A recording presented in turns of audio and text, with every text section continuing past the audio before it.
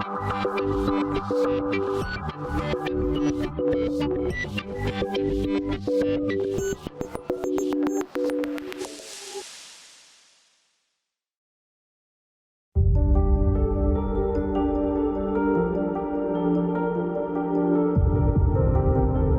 acumulador, ele tem esse comportamento por uma alteração neuropsiquiátrica, na maior parte das vezes. Nós tivemos o caso de uma senhora, ela já estava afastada da família há mais de 17 anos, os filhos não a visitavam, ela vivia com em torno de 200 animais dentro da casa.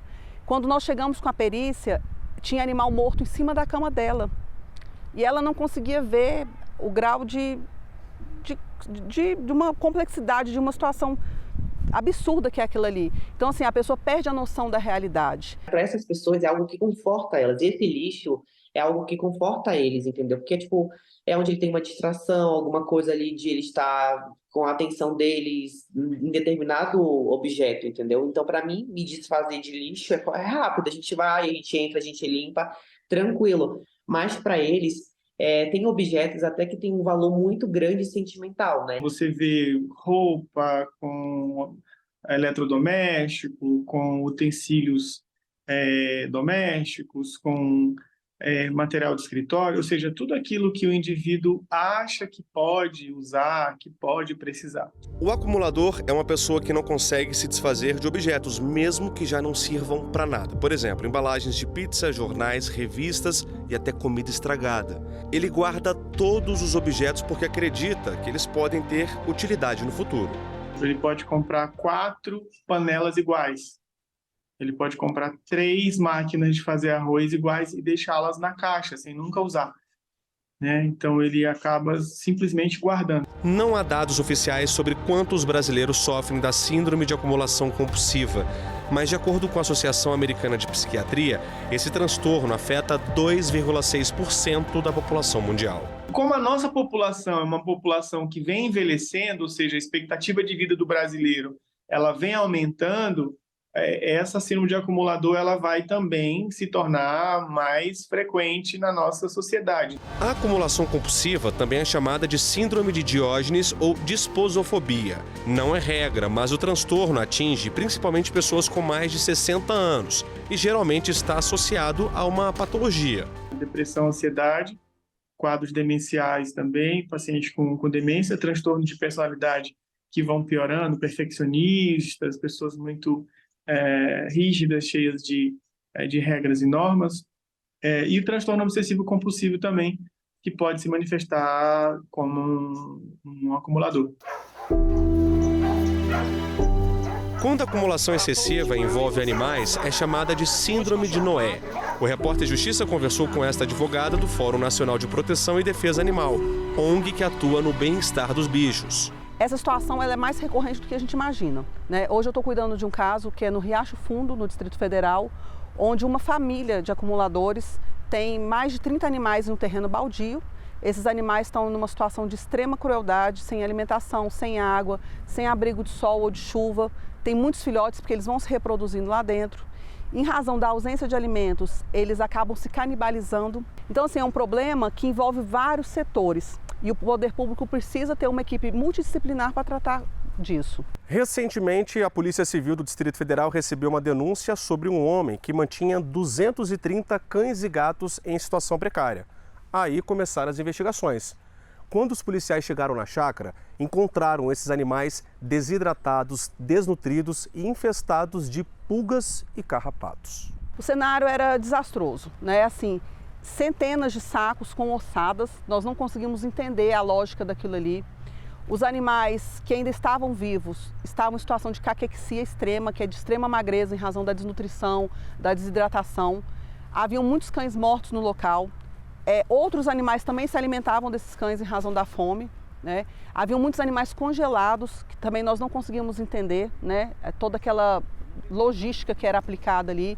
Então, assim, é uma situação que precisa de um cuidado muito grande do poder público e que, infelizmente, nós não temos. Nós temos um problema social, que é a questão com a vizinhança. Nós temos o problema dos animais que precisam de uma destinação E geralmente nós não temos uma ONG capaz de suportar tantos animais de uma vez só. Então, assim, tem que ter uma equipe para poder dar todo o suporte para poder solucionar esse problema. Porque não adianta resolver os problemas de maneira isolada. A advogada explica ainda que na esfera criminal o homem não foi responsabilizado pelos maus tratos, já que foi comprovado o distúrbio psicológico. Na esfera civil nós temos tentado buscar alguma responsabilização, uma vez que ele exerce função pública, ele é funcionário público. Então, assim, ele está gozando das capacidades mentais dele para poder exercer um cargo público, até um cargo de grande relevância, ele não é uma função qualquer. Então, assim, nós precisamos de alguma responsabilização, uma vez que o problema foi muito grande e os desdobramentos disso têm sido muito grandes. Bom, não há uma causa exata que leva uma pessoa a se tornar acumuladora. Segundo especialistas, o transtorno pode estar relacionado com fatores genéticos ou emocionais, para suprir, por exemplo, a falta de alguma coisa. Mas afinal, a acumulação compulsiva tem cura? Pergunta ao psiquiatra como é feito o tratamento. Ele explica que é preciso analisar cada caso. Eu tive uma paciente que durante a pandemia ela se tornou acumuladora. Por quê? Porque os filhos não podiam ir à sua casa por conta do risco de contaminação, eles iam poucas vezes, ficavam olhando de longe, e a partir da pandemia ela começou a se tornar uma acumuladora compulsiva. E quando chegou aqui, as coisas estavam realmente graves, né? Muito graves, ela já com quadro depressivo, já com alteração de comportamento, a gente teve que medicar e tudo mais, mas o que era? A falta dos filhos, ela lançou para isso. Transformando vidas por meio das faxinas. Guilherme tem 20 anos, é empreendedor e influenciador por profissão e faxineiro por vocação. Na pandemia, ele começou a fazer a limpeza em residências para juntar uma grana e pagar os estudos. O sonho era fazer a faculdade de jornalismo, mas entre uma faxina e outra, as coisas começaram a mudar. Com o tempo, eu fui conversando com essas pessoas foram relatando assim, situações de extrema depressão, históricos bem difíceis que vinha enfrentando, né? E por consequência disso, a mente está bagunçada, a pessoa não conseguia mais viver, se amar ou gostar de fazer alguma coisa. Aí refletia no externo dela, né? Que são as casas extremamente acumuladas, com lixo, umas assim, até fora do normal do que a gente está acostumado a ver. Ele decidiu fazer a diferença. Nas redes sociais já tem mais de 1 milhão de seguidores. E nessa empreitada se deparou com histórias bem delicadas, como a de uma idosa de 66 anos. Ela acumulou 4 casas durante 4 anos sozinha, todo aquele lixo ela acumulou sozinha, sem ajuda de ninguém, ela foi acumulando. E ela não tinha como andar dentro da própria casa, então ela pegava cordas, colocava em lugares assim extremamente altos para passar de um canto para o outro. Aí eu fiquei assim, foi um dos casos que mais me chocou. Neste outro vídeo, Guilherme mostra como vivia uma idosa acumuladora de 75 anos, com uma filha com deficiência. Comida estragada, todo tipo de entulho e vários bichos. Foi uma das faxinas mais desafiadoras, mas que ganhou o reconhecimento da família. Ele está me ajudando, está ajudando a minha mãe, o que eu não pude fazer pela minha mãe.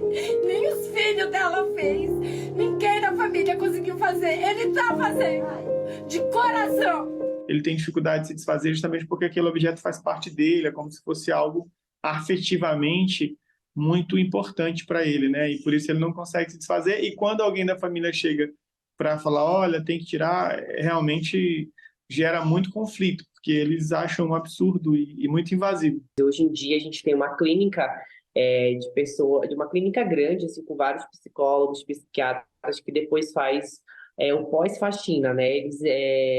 A gente faz a triagem, entende, identifica e depois eles entram com essa parte de tratamento, porque eu digo, não basta só limpar a casa, tem que cuidar do emocional da pessoa também para ela voltar a viver mais com dignidade e não voltar a acumular também, né?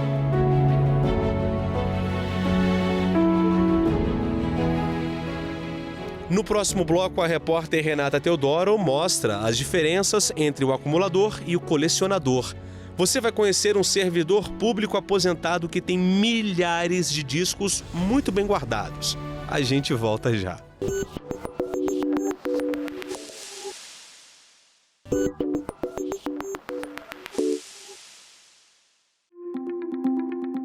Uma prática de interação relacionada a objetos que expressam trajetórias de vida. O ato de colecionar, também chamado de colecionismo, é um hábito cultural que traz um sentido de identificação para o colecionador. Uma característica principal é que o colecionador, uma das características dele é exatamente expor a coleção que ele tem, ou seja, tem uma interação com o mundo, né? Uma vontade de se comunicar. O colecionador ele vai ter o hábito, principalmente, de discriminar, ou seja, discernir o que é aquele objeto, ele vai ordenar e classificar.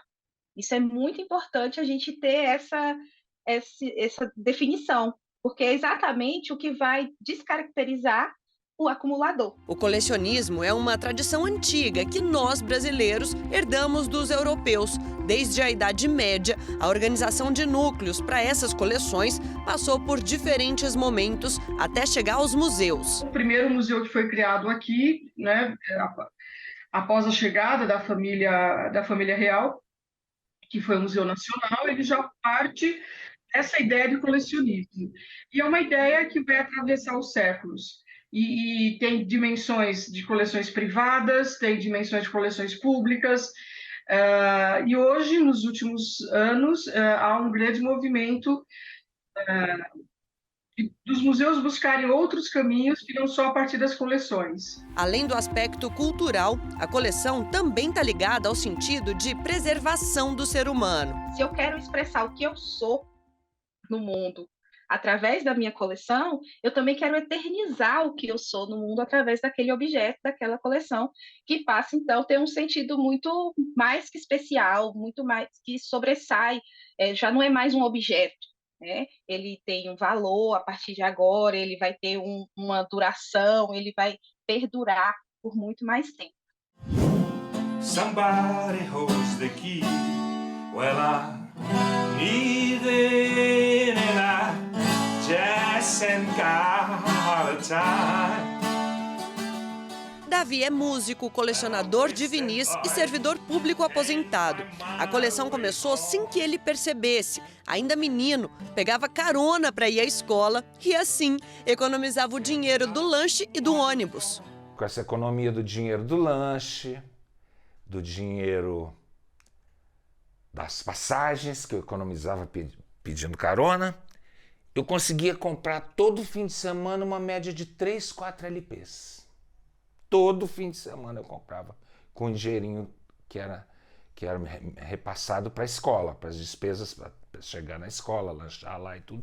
Eu não lanchava, pegava carona, não pegava ônibus e tinha todo fim de semana o dinheiro. Aí começou a aumentar a coleção. Disco comprado, trocado, presenteado, não importa como tanto vinil veio parar aqui. O que vale mesmo é que da última vez que ele contou, eram mais de 25 mil. Na época, eles valiam cerca de R$30. Hoje em dia, chegam a custar 400, 500 reais, dependendo do álbum. No desenrolar disso, de repente eu me vi com um monte de disco do Deep Purple. No início da década de 70. Eu já tinha outras coisas. Tinha um Beatles ali. E aí, como era a banda da moda, no início dos anos 70, começou a aparecer pessoas querendo trocar discos comigo. Eu te dou 3 discos por esse disco aqui, você vai lá na minha coleção e escolhe. Aí, de repente, eu dei uma triplicada, quadruplicada na minha coleção, sem gastar nada, só trocando os discos do Deep Purple. Eu pensei, não, mais à frente eu consigo isso de novo, né? É aqui nesse quarto que fica boa parte do acervo do Davi. É tanto disco que hoje em dia ele já nem conta mais. O primeiro que ele comprou foi esse daqui, dos Beatles. Ele tinha 8 anos de idade, era 1968 e mal sabia, né, Davi, que seria o vinil que daria o start à sua coleção. Sim, Renata. Ainda não tinha feito 2 anos que esse disco tinha sido lançado, que ele é de 66. Aí, na época, eu economizei e comprei. Muito bom. 2, comprou 2 logo. Para manter os discos como novos, todo cuidado é pouco. Embalagens plásticas, organização e limpeza. E ele sabe onde e como encontrar o que procura. Todo mundo colecionava disco. Então, todo mundo trocava ideia, ó, você precisa ouvir tal coisa, é legal também. Ah, tal banda, Steve Hillage, sabe? Nossa, tem muito músico bom no mundo, tem muita música de qualidade. Até mesmo o momento político que o mundo vivia aumentou o interesse dele por música, como o caso Watergate, que culminou num movimento do jovem americano pedindo pelo fim da guerra. Era uma coisa antibélica, anti-establishment, era o jovem americano dos Estados Unidos, não suportando mais o rockabilly, o Elvis Presley, o Frank Sinatra, o Jerry Lee Lewis, aquele rockzinho Balls of Fire. Eles queriam que a música tivesse um incorporamento intelectual do que a política apresentava no momento. Uma busca fortalecida por interesses pessoais, que se torna também, ao longo dos anos, um estilo de vida. É como se ela conseguisse ali, de forma a expressar quem ela é, né, através daquela coleção. E claro, a coleção, retomando a questão de que é uma prática também de interação, ela consegue tanto simbolizar a sua existência e compartilhar e mostrar ao mundo e se comunicar através dessa coleção. Muita gente coleciona disso por colecionar. Você colecionar as coisas por colecionar, você enche ali e não sabe do que se trata. É encher linguiça, encheção de linguiça, né? E quando você tem interesse pela matéria, o fato que você bem falou, de eu ter me envolvido com a música, eu queria não só conhecer, eu queria deduzir aquilo. Come down off your throne and leave your body alone. Somebody must change. E aí, gostou de conhecer um pouco desse mundo em que objetos têm tanto significado e contam tanta história? Pois é, mas ainda não acabou não, viu? Eu volto daqui a pouco para mostrar como funciona o mercado do colecionismo. É isso mesmo, como se ganha dinheiro com isso. É já já, não saia daí.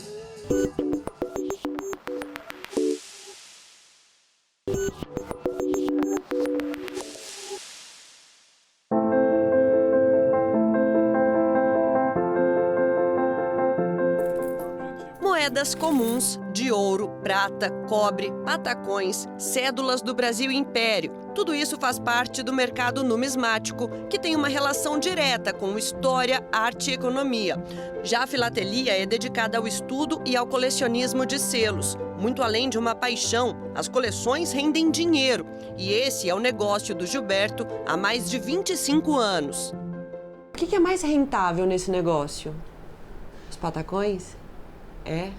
Cédulas raras também. Peças raras, exclusivas, difíceis de encontrar. É isso que faz da numismática um dos hobbies prediletos dos brasileiros. Estima-se que hoje nós tenhamos algo em torno de 15 mil colecionadores e recentemente nós tivemos dois grandes booms. Então, em 2014, 2016, com as moedas de R$1 das Olimpíadas que foram lançadas e circularam no mercado, a gente teve um aumento muito grande de colecionadores, porque as pessoas começaram a pegar aquelas moedas, ver que tinha um desenho diferente e se interessar por colecionar. E também durante a pandemia, com as pessoas estando em casa, elas buscavam algum hobby. Um dos hobbies escolhidos durante o período da pandemia foi a numismática, então também fez aumentar essa quantidade de colecionadores. Então hoje estima-se que são algo em torno de 15 mil.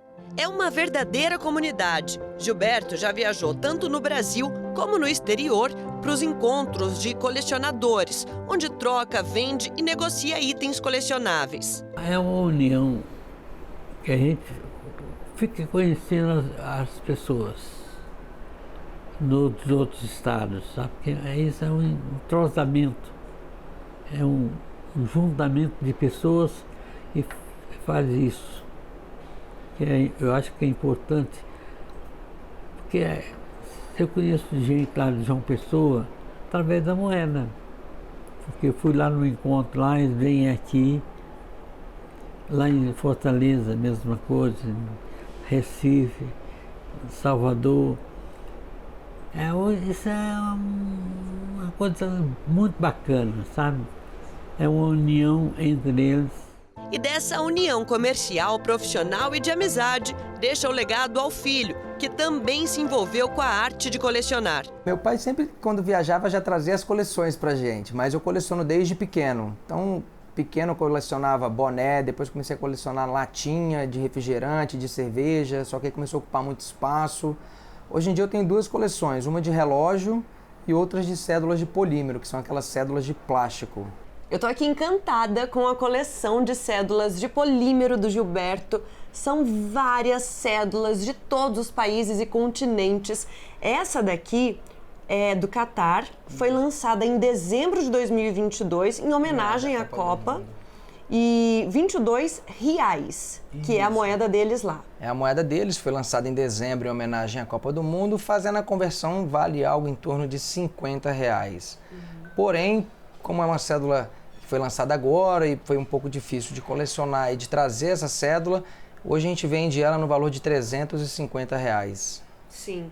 E você estava me dizendo dos detalhes, que é o que mais te encanta, né, para ter começado essa coleção. Os detalhes do polímero vai desde as fitas holográficas que ela tem, do transparente, que são os símbolos, até símbolos de segurança dela também. Aqui o holográfico do 2, quando você vira para um lado e vira para o outro, ele muda de cor.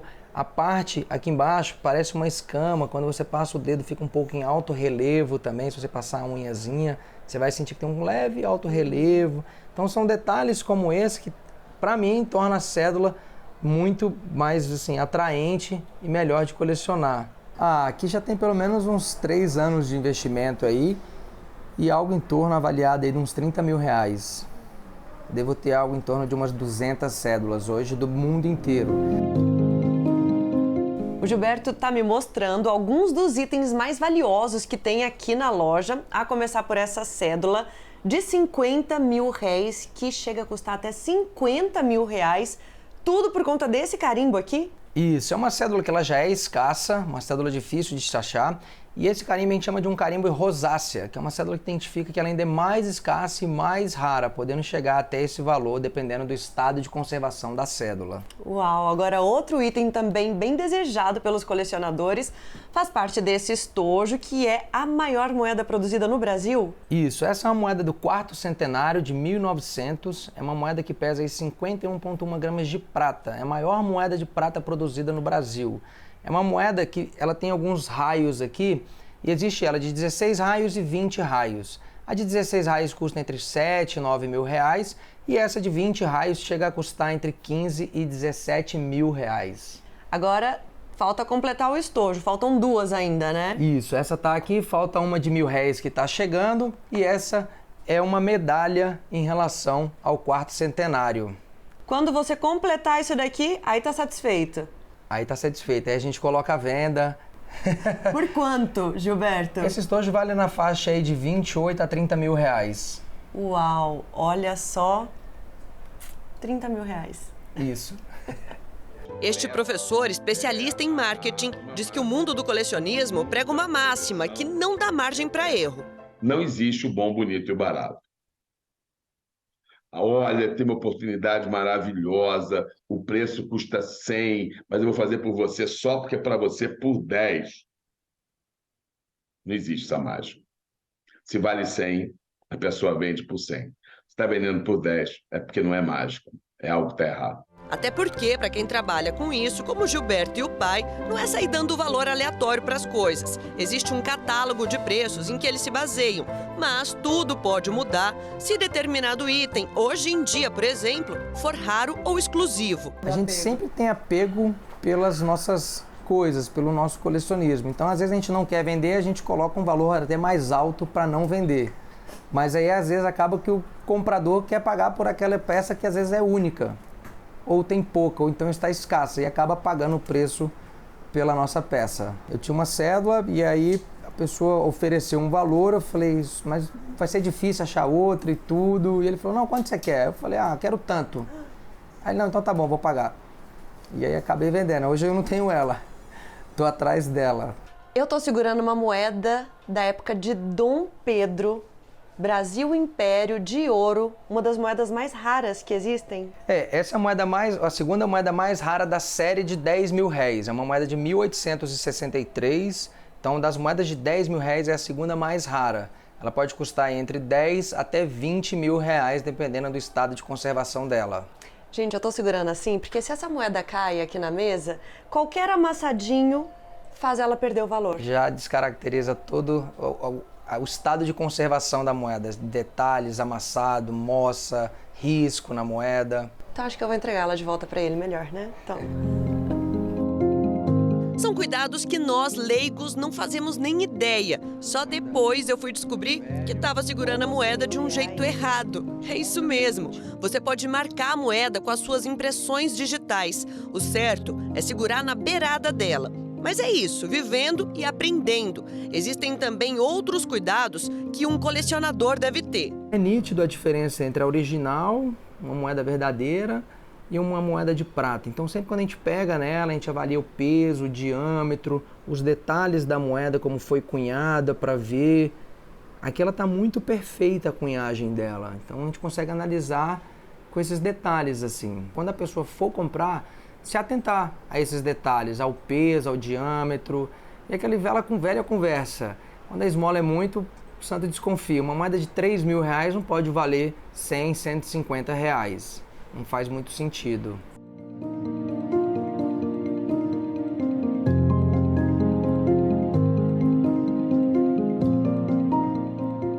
E assim a gente termina o Repórter Justiça desta semana. Se quiser entrar em contato com nossa produção, o e-mail é o reporterjustiça@stf.jus.br. Até a próxima!